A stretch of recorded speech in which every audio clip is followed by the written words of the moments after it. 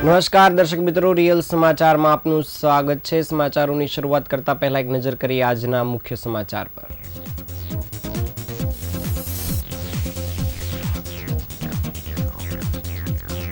સુરત અને ઉપરવાસમાં ભારે વરસાદને કારણે તાપી નદી બે કાંઠે છલકાઈ।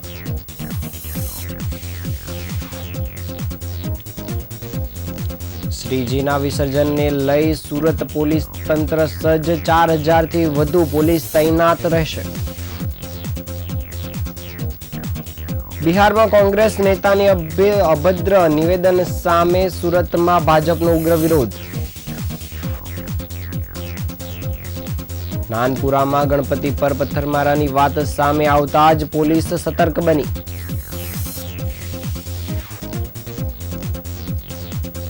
ચાલીસ ટકા કે તેથી વધુ વિકલાંગતા ધરાવતા લોકો માટે ધારાસભ્ય દ્વારા રેશનિંગની માંગણી કરાઈ।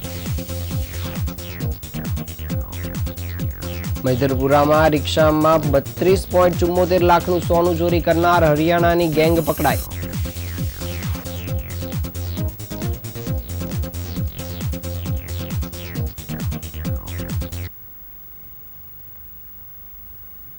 સમાચાર વિગતે જોઈએ। સુરત અને ઉપરવાસમાં ભારે વરસાદને કારણે તાપી નદી બે કાંઠે છલકાઈ રહી છે।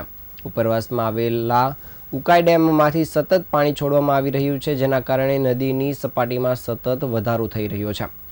હાલમાં ઉકાઈ ડેમમાંથી 95,000 ક્યુસેક પાણી તાપી નદીમાં છોડવામાં આવી રહ્યું છે। હવામાન વિભાગ દ્વારા સુરત સહિત સમગ્ર દક્ષિણ ગુજરાતમાં રેડ એલર્ટ જાહેર કરી દેવામાં આવ્યું છે। જિલ્લા કલેક્ટર દ્વારા માછીમારોને આગામી 3 દિવસ સુધી દરિયો ન ખેડવા માટે સૂચના આપી દેવામાં આવી છે। સાથે જ તમામ અધિકારીઓને સ્ટેન્ડ બાય રહેવા માટે આદેશ આપવામાં આવ્યા છે। કોઝવે એ પોતાની ભયજનક સપાટી વટાવીને 8.43 મીટરની સપાટીએ પહોંચ્યો છે। કોઝવેમાંથી 1.60 લાખ ક્યુસેક પાણી તાપી નદીમાંથી વહી રહ્યું છે। નીચાણવાળા વિસ્તારોને એલર્ટ રહેવા માટે સૂચના આપી દેવામાં આવી છે, જ્યારે સ્થિતિને ધ્યાનમાં રાખીને તંત્ર દ્વારા તમામ જરૂરી પગલાં લેવામાં આવી રહ્યા છે। નાગરિકોને પણ સાવચેત રહેવા અને તંત્રની સૂચનાઓનું પાલન કરવા માટે અપીલ કરવામાં આવી છે। વહીવટીતંત્ર દ્વારા પરિસ્થિતિની ગંભીરતાને ધ્યાનમાં રાખીને તાત્કાલિક પગલાં લેવામાં આવી રહ્યા છે। સુરત સહિત સમગ્ર દક્ષિણ ગુજરાતમાં હવામાન વિભાગ દ્વારા ખાસ કરીને રેડ એલર્ટ જાહેર કર્યું છે। નીચાણવાળા વિસ્તારના રહેવાસીઓને પણ એલર્ટમાં રહેવા માટેની સૂચના આપી દેવાઈ છે।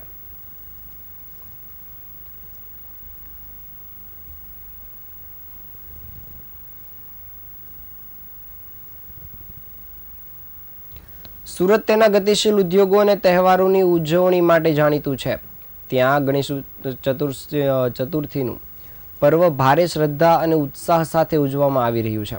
આ વર્ષે શહેરમાં અંદાજિત 1 લાખથી વધુ ગણેશજીની પ્રતિમાનું સ્થાપન થયું છે, જેનું વિસર્જન શાંતિપૂર્ણ સુરક્ષિત માહોલમાં થાય તે માટે સુરત પોલીસે એક વિસ્તૃત અને અભૂતપૂર્વ સુરક્ષા વ્યવસ્થા ગોઠવી દીધી છે। આ વિશાળ આયોજન માનવબળ, અત્યાધુનિક ટેકનોલોજી અને તાલમેલનું ઉત્તમ ઉદાહરણ પૂરું પાડે છે।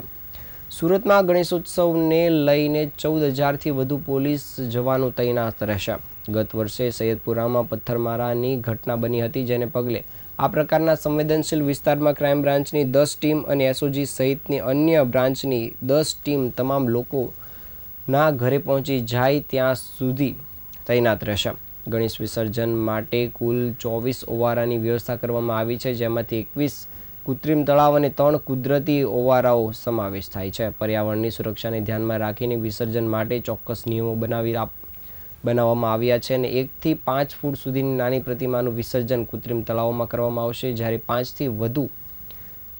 5 ફૂટથી વધુની ઊંચાઈ ધરાવતી મોટી પ્રતિમાઓ કુદરતી ઓવારા પર વિસર્જિત થશે।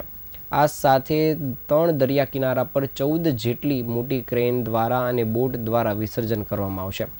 આ ભવ્ય આયોજનમાં સુરક્ષા જાળવવા માટે પોલીસ દળનો વિશાળ કાફલો તૈનાત કરી દેવામાં આવ્યો છે, જેમાં એક પોલીસ કમિશનર, એક સ્પેશિયલ કમિશનર ઓફ પોલીસ, જ્યારે 2 જેસીપી, 22 ડીસીપી, 33 એસીપી અને 159 પીએસઆઈ જેટલા ઉચ્ચ અધિકારીઓ ફરજ પર રહેશે। આ ઉપરાંત 6,575 પોલીસ કર્મચારીઓ અને 5,000 હોમગાર્ડ્સ પણ સુરક્ષાની જવાબદારી સંભાળશે। આ દળોને સહાય કરવા માટે 12 એસઆરપી કંપનીઓ અને પણ તૈનાત કરવામાં આવી છે. પહેલીવાર મહિલા એસઆરપીની ટુકડીને પણ તૈનાત કરી દેવાઈ છે. સાથે જ ટ્રાફિકનું સંચાલન સુવ્યવસ્થાથી ચાલે તે માટે 6000 ટ્રાફિક બ્રિગેડના જવાનોને પણ ખાસ ફરજ સોંપવામાં આવી છે. આ વ્યવસ્થાથી વિસર્જન યાત્રા દરમિયાન વાહન વ્યવહારને અડચણ ન પડે તે સુનિશ્ચિત કરવામાં આવ્યું છે.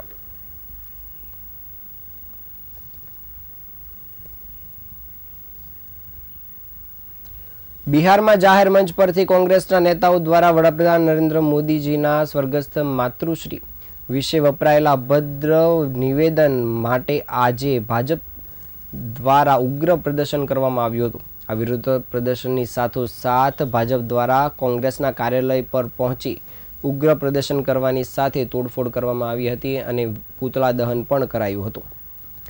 સુરત શહેરના નાનપુરા વિસ્તારમાં આવેલ દોટીવાલા બેકરી સર્કલ પાસેના સ્વામી વિવેકાનંદની પ્રતિમા નજીક આજે સાંજે 5 વાગ્યે શહેર ભાજપ દ્વારા વિરોધ પ્રદર્શનનો કાર્યક્રમ રાખવામાં આવ્યો હતો. ખાસ કરીને બિહારમાં જાહેર મંચ પરથી કોંગ્રેસના નેતાઓ દ્વારા કરવામાં આવેલા અભદ્ર નિવેદનના વિરોધમાં આ પ્રદર્શન યોજવામાં આવ્યું હતું, જેમાં ભાજપના કાર્યકરો, પદાધિકારીઓ અને સમર્થકો મોટી સંખ્યામાં જોડાયા હતા. કાર્યકરો દ્વારા કોંગ્રેસના નેતાઓના નિવેદનને હલકી અને વિકૃત માનસિકતાનો પરિચય ગણાવી ભારે આક્રોશ વ્યક્ત કરવામાં આવ્યો હતો. ભાજપ દ્વારા ઉગ્ર વિરોધ પ્રદર્શન કરાયું હતું, તેમજ કાર્યાલય પર તોડફોડ કરવાની સાથે પૂતળા દહન પણ કરવામાં આવ્યું હતું. જ્યારે ભાજપના વિરોધ પ્રદર્શન ઉગ્ર બનતા જ પોલીસ કાફલો પણ ઘટનાસ્થળ પર દોડી આવ્યો હતો અને પોલીસ અને ભાજપના કાર્યકર્તાઓ વચ્ચે ઘર્ષણ પણ જોવા મળ્યું હતું. પ્રદર્શન દરમિયાન ભાજપના નેતાઓએ કોંગ્રેસ પાસેથી જાહેર માફી માંગવાની જોરદાર માંગણી કરી હતી.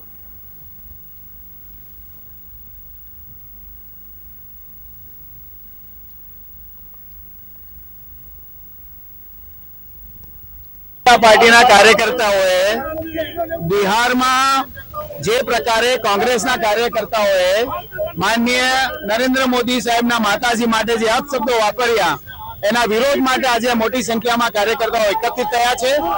કોઈ પણની માતાજી હોય, માતાજી માટેના અપશબ્દો કોઈ પણ સંજોગોમાં કોઈ પણ વ્યક્તિ ચલાવી નહીં શકે, કોઈ પણ વ્યક્તિએ સહી નહીં શકે.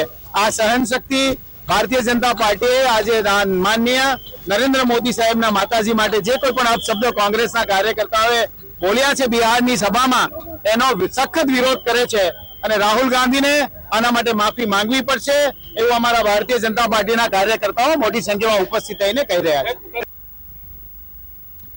સુરત શહેરના અઠવાલાઇન્સ વિસ્તારમાં આવેલા એક ગણેશ પંડાલ પર પથ્થરમારો થયો હોવાની ઘટના સામે આવી હતી, જેને પગલે પોલીસ કાફલો દોડતો થયો હતો. જો કે પોલીસે તાત્કાલિક સીસીટીવી ફૂટેજના આધારે તપાસ કામગીરી કરી અને સમગ્ર હકીકત બહાર આવી હતી. જે બાદ પોલીસ દ્વારા લોકોને આવી અફવાઓ સામે સતર્ક રહેવા માટેની અપીલ કરવામાં આવી છે.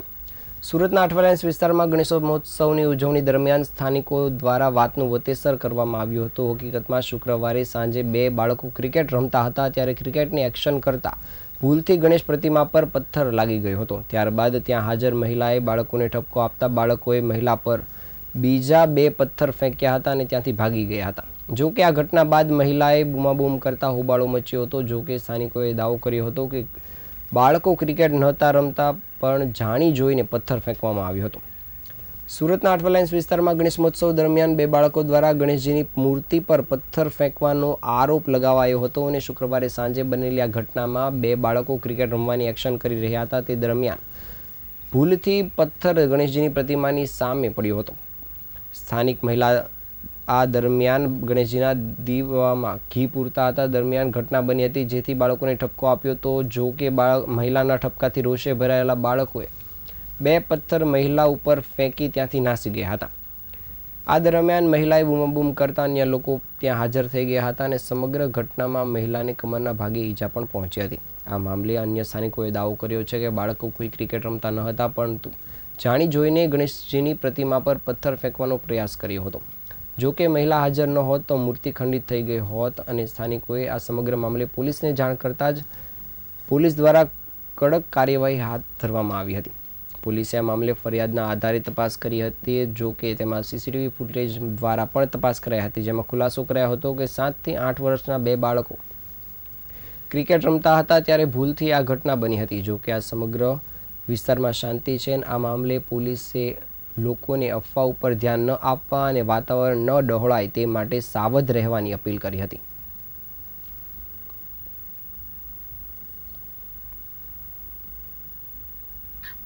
મારું નામ છે પલ્લવી ચૌહાણ. અમારા મોલ્લાનું નામ છે સુથાર મોલ્લો. કાલે સાંજે હું 5:45 થી 6 ની અંદર છે ને ગણપતિ બાપાની અંદર પૂજા કરવા બેસેલી હતી, મંગલ મૂર્તિની એક્ઝેક્ટ સામે. ત્યાં કરી છે ને પેલા એક પથ્થર આવ્યો તો મેં કીધું આવું થયું. પછાડી વળીને જોઉં તો 2 પોયરા ઉભેલા હતા. એકે ટોપી પહેરેલી હતી, એક કાળા કપડા વાળો હતો. તો મને વાગ્યું ને તો મેં તરત જ એને કીધું કે ઓય ક્યાં કરતા હે. તો પછી એ પાછો નિશાનો બોલ નાખે એ રીતે નિશાનો કરીને પાછા પથ્થર માર્યા. તો એ સીધો મને કમરમાં વાગ્યો. મેં નહીં હોતે ને તો મારી મંગલ મૂર્તિ આજે તૂટી જતે.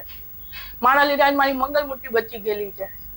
પછી મને તો કઈ ખબર જ નહીં પડી, એકદમ દુખાવો થતો હતો. પછી આજુબાજુ મેં બૂમ પાડી મારા મમ્મીને ને એ લોકો આવ્યા. પછી એ લોકો બધાને બૂમ પાડી કે અહીંયા જો આ લોકો પથ્થર મારે છે. પછી બધા આજુબાજુ વાળા બધા આવી ગયા. પછી બધા મળીને ખબર નહીં કોઈ પોલીસ લોકોને બોલાય એ મને તો નહીં ખબર. પછી બધા આવી ગયા. મારું નામ છે પલ્લવી ચૌહાણ. અમારા સુરતના કતારગામના ધારાસભ્ય વિનુ મોરડિયાએ ગુજરાતના મુખ્યમંત્રીને પત્ર લખીને 40% કે તેથી વધુ વિકલાંગતા અને બૌદ્ધિક રીતે અસમર્થતા ધરાવતા લોકોને માસિક રેશનિંગ મંજૂર કરવાની રજૂઆત કરી છે. તેમણે પ્રધાનમંત્રી ગરીબ કલ્યાણ અન્ન યોજના અને રાજ્ય સરકારની જાહેર વિતરણ પ્રણાલી હેઠળ આવા લોકોને અનાજનો જથ્થો પૂરો પાડવાની માંગ કરી છે. ધારાસભ્ય મોરડિયાને વિકલાંગતાની સંભાળ રાખતી એક સંસ્થા તરફથી આ અંગેની રજૂઆત કરવામાં આવી હતી, જેમાં દિવ્યાંગ વ્યક્તિઓને રેશનિંગનો લાભ આપવાની વિનંતી કરવામાં આવી હતી. આ રજૂઆત બાદ તેમણે તાત્કાલિક મુખ્યમંત્રીને પત્ર લખીને આ ગંભીર મુદ્દા પર ધ્યાન દોર્યું છે. વિનોદ મોરડિયા અગાઉ પણ ગરીબોના હકના રેશનિંગના વિતરણમાં પારદર્શિતા લાવવા માટે પ્રયત્નશીલ રહ્યા છે. તેમણે અગાઉ રેશનિંગની દુકાનમાં થતી ગેરરીતિઓ અંગે પણ ફરિયાદ કરી હતી અને દરેક સરકારી રેશનિંગની દુકાને મળવાપાત્ર જથ્થાના વિગતો દર્શાવતા બોર્ડ લગાવવાની માંગણી કરી હતી. સુરતમાં તમામ દુકાનદારોને જે તે વ્યક્તિને જે જથ્થું મળે તેની વિગતો લગાવવા માટે પણ સૂચના આપવામાં આવી છે. આ ઉપરાંત ગુજરાતમાં પ્રથમ વખત રેશન કાર્ડ ધારકોને બાજરીનો જથ્થો મળી રહેશે તેવી જાહેરાત પણ કરવામાં આવી છે, જે ગરીબ અને જરૂરિયાતમંદ પરિવારો માટે એક રાહતરૂપ પગલું છે. ધારાસભ્ય વિનોદ મોરડિયાએ મુખ્યમંત્રીને પત્ર લખીને દિવ્યાંગોની વહારે આવીને એક સંવેદનશીલ ઉદાહરણ પૂરું પાડ્યું છે.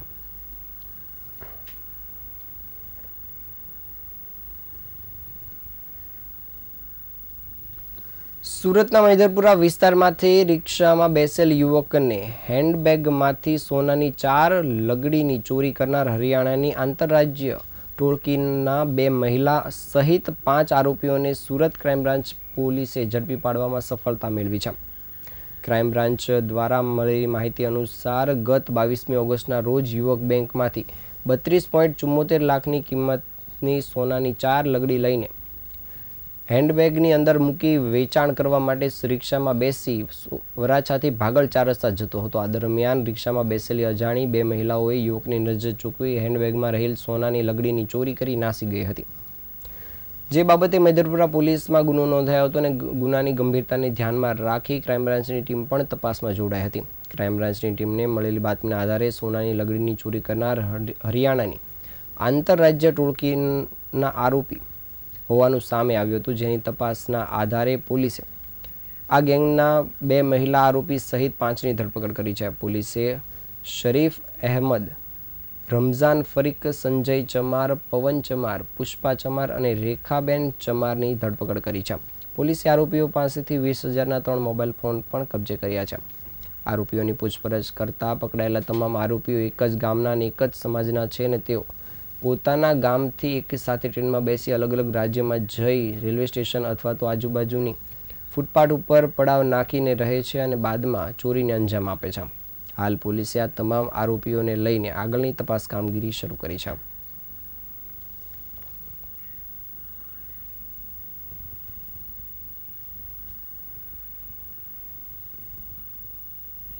અમદાવાદમાં 31 ઓગસ્ટને રવિવારના રોજ વોટર અધિકાર જનસભાનું આયોજન થનાર છે, જેમાં સુરત શહેર કોંગ્રેસના કાર્યકરો મોટી સંખ્યામાં હાજરી આપશે. આજે યોજાયેલ પત્રકાર પરિષદમાં સુરત શહેર કોંગ્રેસ પ્રમુખ વિપુલ ઉકાનવાલાએ જણાવ્યું હતું કે મોંઘવારી, બેરોજગારી અને રાફેલ વિમાન કૌભાંડ જેવા મુદ્દાઓ પર દેશના જનતા સાથે કોંગ્રેસ હંમેશા સંકળાયેલી રહી છે. હવે ન ચૂપ્પી ન પડકાર ને સીધો જવાબ સૂત્ર સાથે જનતા સમક્ષ સત્ય મૂકી આપવા કોંગ્રેસ પ્રતિબદ્ધ છે. જ્યારે રાહુલ ગાંધી દ્વારા ઠોસ સબૂત સાથે ચૂંટણી પંચની પોલ ખોલી નાખવામાં આવી છે અને લોકશાહી બચાવવાની અને વોટ ચોરને ખુલ્લા પાડવાની આ લડાઈ શરૂ કરવામાં આવી છે, જેને લઈને જનસભાનું આયોજન કરવામાં આવ્યું છે. આ જનસભામાં કોંગ્રેસના મહાસચિવ મુકુલ વસનિક, પ્રદેશ પ્રમુખ શંકરસિંહ વાઘેલા, વિધાનસભાના વિરોધ પક્ષના નેતા શક્તિસિંહ ગોહિલ તથા અન્ય આગેવાનો ઉપસ્થિત રહેશે. કોંગ્રેસનું માનવું છે કે વડાપ્રધાન મોદીની સરકારની નીતિઓના કારણે જનતામાં ભારે અસંતોષ વ્યાપેલો છે. જનસભામાં જનહિતના મુદ્દાઓને જોરશોરથી રજૂ કરવામાં આવશે.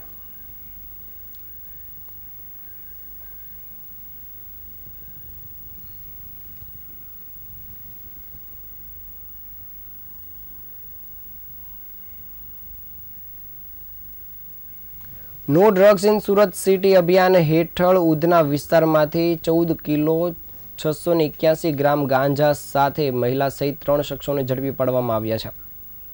સુરત શહેર પોલીસ દ્વારા no drugs in Surat city અભિયાન ચલાવવામાં આવી રહ્યું છે, જે અંતર્ગત ઉધના વિસ્તારમાંથી પોલીસને એક મોટી સફળતા હાથ લાગી છે. ઉધના પોલીસ સ્ટેશન તથા સર્વેલન્સ ટીમે સંયુક્ત કામગીરી હાથ ધરીને એક મહિલા સહિત 3 શખ્સોને 14 કિલો 681 ગ્રામ ગાંજા સાથે ઝડપી પાડ્યા છે. નશીલા પદાર્થોના વેપાર પર કડક નિયંત્રણ લાગવા માટે પોલીસ મળેલ ગુપ્ત માહિતીના આધારે તપાસ કરી રહી હતી, જે દરમિયાન ઉધના રેલવે સ્ટેશનના પાર્કિંગ ગેટની પાસેથી મહિલા સહિત 3 શખ્સોની ધરપકડ કરવામાં આવી છે. તેમની પાસેથી કુલ 14 કિલો ગાંજાનો જથ્થો કબજે કરવામાં આવ્યો છે અને હાલ પોલીસે આ ત્રણેય આરોપીઓની સામે ફરિયાદ નોંધી કાયદેસરની કાર્યવાહી શરૂ કરી છે.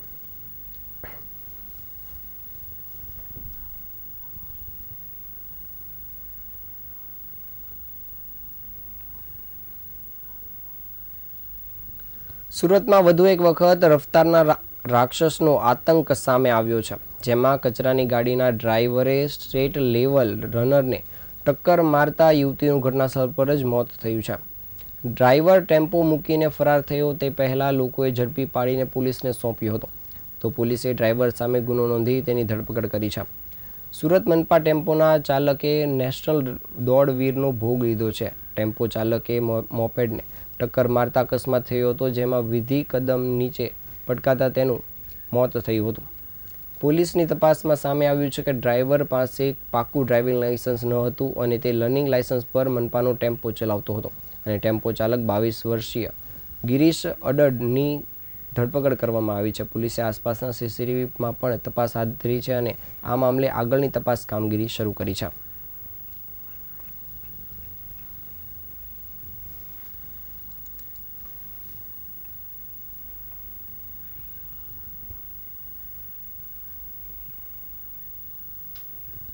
આ હતા આજના સમાચાર. નવા સમાચાર સાથે ફરી મળીશું. ત્યાં સુધી રજા આપશો. નમસ્કાર.